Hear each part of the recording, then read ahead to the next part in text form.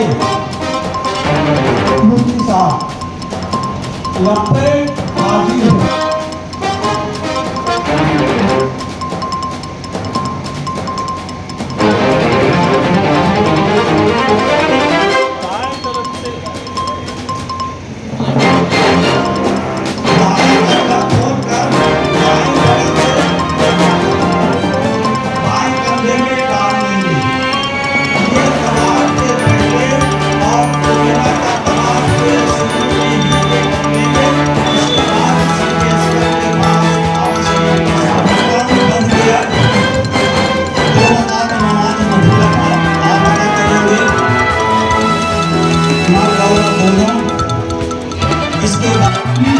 इस बार हज में क्या कुछ बदलाव किए गए हैं? कितना पैसा लगा? जैसे पिछले बार भोपाल से जाने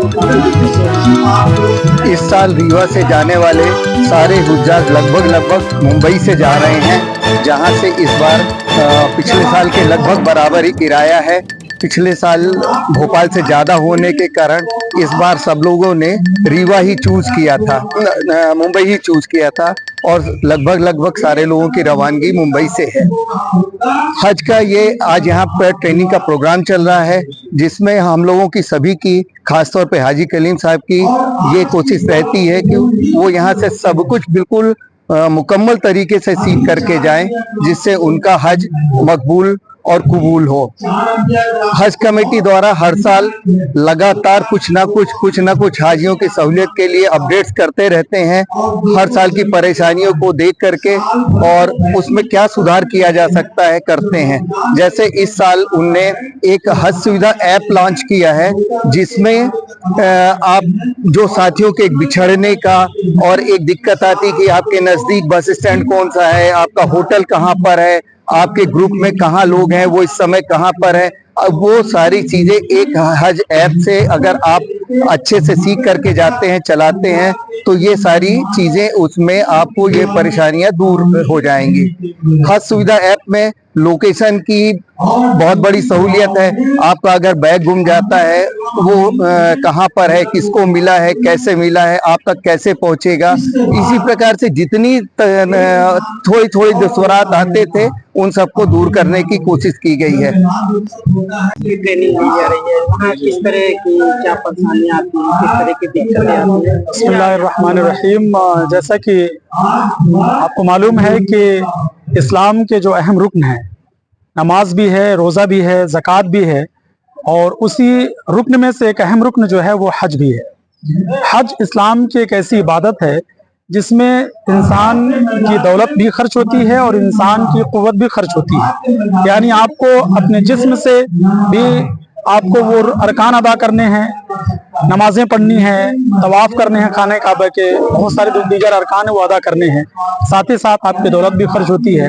आप देख रहे हैं कि आज हज की जो है पहली ट्रेनिंग हो रही है, और इस ट्रेनिंग में जो भी हमारे यहाँ से हुज्जाज इकराम, उनको हज का तरीक़ा, हज कैसे अदा करना है, क्या चीज़ें आपको यहाँ से ले जानी ज़रूरी है और क्या क्या मशक्क़तें आपको उठानी हैं, किस तरीके से आपको एक दूसरे का ख्याल रखना है और क्या सहूलतें आपको वहाँ पर बरतनी है, इन सारी चीज़ों की जानकारी और सारी चीज़ों की मालूमात यहाँ पर हज तरबियत कैंप में दी जा रही है। और जैसा कि हाजी डॉक्टर कलीम खान साहब ने बताया कि तकरीबन पिछले 23 सालों से जो है श्रीमती वहीदुन्निसा ट्रस्ट के तहत ये हज तरबियती प्रोग्राम मुनक़िद किया जा रहा है।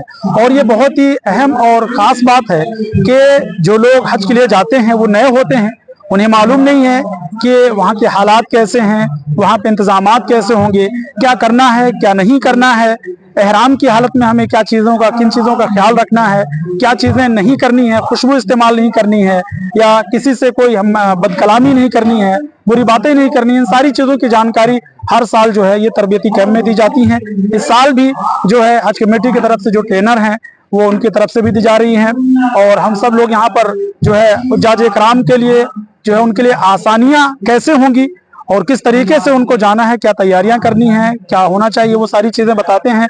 और इस ग्रुप में खासतौर पर इस ट्रस्ट के तहत हाजी इश्तियाक साहब हैं, हलीम भाई हैं, हाजी डॉक्टर मुजीब खान साहब हैं, और पूरी टीम जो है लग करके ये इंतजामात करती है कि जो भी हुज्जाज इकराम यहाँ से जा रहे हैं उनका हज आसान हो, और अल्लाह से हम सब ये दुआ भी करते हैं कि उनका हज अल्लाह ताला कबूल फरमाए और उनके लिए आसान फरमाए, और उनके सदक़े में मौला ताला हम सबको भी बार बार हरमैन शरीफैन की ज़ियारत से सरफराज फरमाए।